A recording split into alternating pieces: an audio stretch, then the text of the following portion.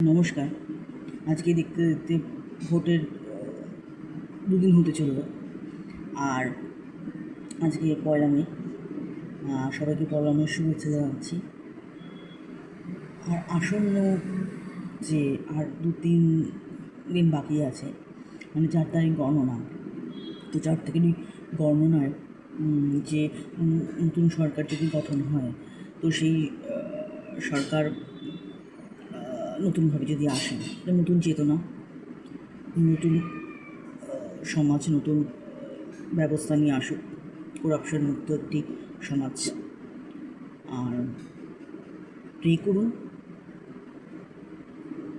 যেন করাপশন মুক্ত একটি সুন্দর একটি সুগঠিত সরকার আসে। আর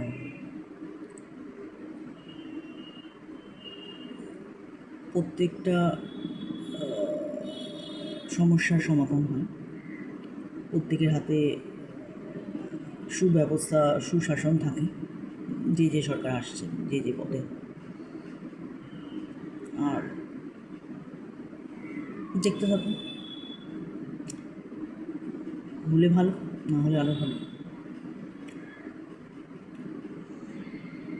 চেঞ্জ, সমাজ সবসময় পরিবর্তনশীল, আর পরিবর্তন সবারই দরকার।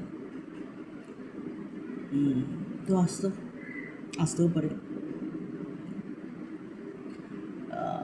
এই বলে আজকের শুভ পয়লা মে। সবাই বাইরে কাটান, ঘরে কাটান, সুন্দরভাবে কাটান, এই বলে শেষ করছি।